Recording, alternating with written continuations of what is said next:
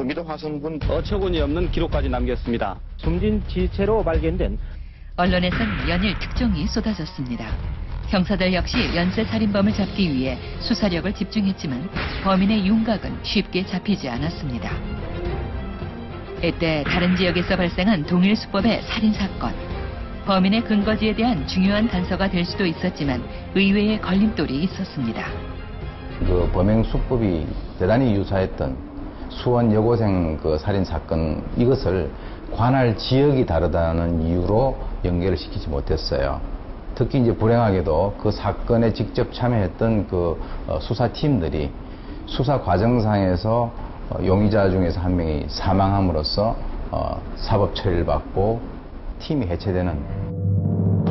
당시 수사 과정에서 용의자가 사망한 사건은 대한민국 사회에 큰 파장을 일으켰습니다. 강압수사, 고문경찰이라는 낙인이 찍힌 채 법정 구속된 형사들. 당시 용의자를 직접 검거하고 수사에 참여했던 3명의 형사들에게 각각 2년 6개월에서 3년의 실형이 선고됐습니다.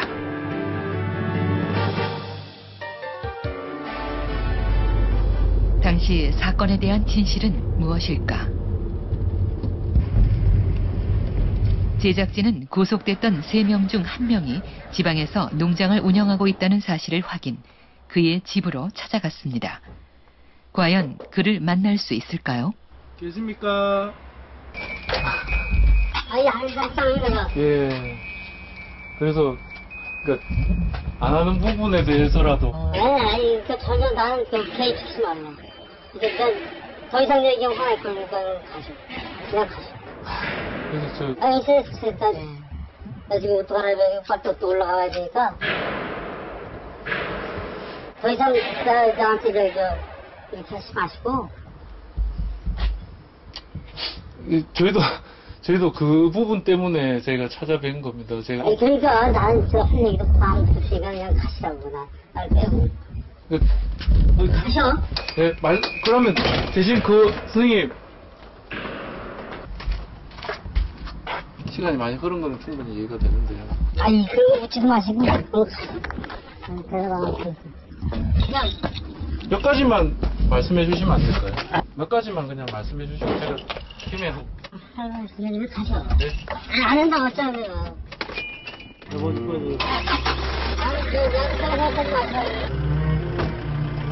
그는 결국 제작진과의 만남을 거부했습니다.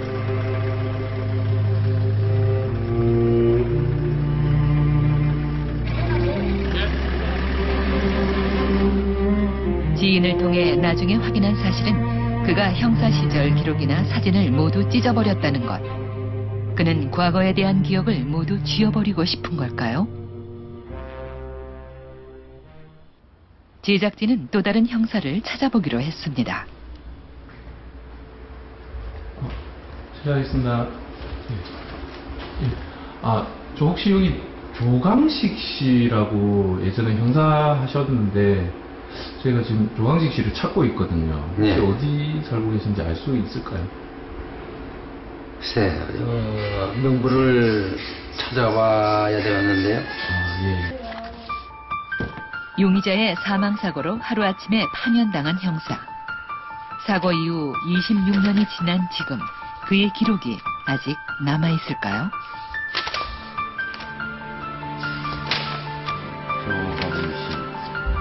조강식. 네, 여기 있구만요.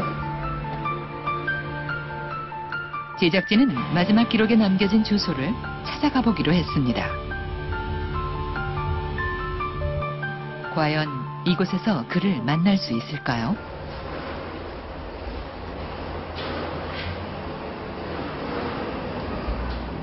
혹시 조강식 씨? 조강식 때는 아니세요?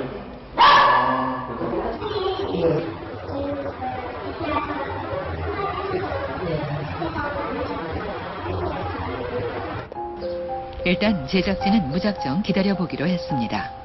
얼마나 지났을까? 간절한 제작진의 마음에 조광식 씨가 어렵게 마음을 열었습니다.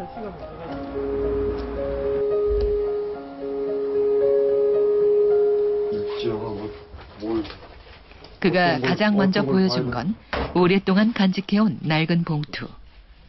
그 안엔 가슴 깊이 묻어둔 지금껏 쉽게 꺼내볼 수 없었던 26년 전의 시간이 고스란히 담겨 있습니다.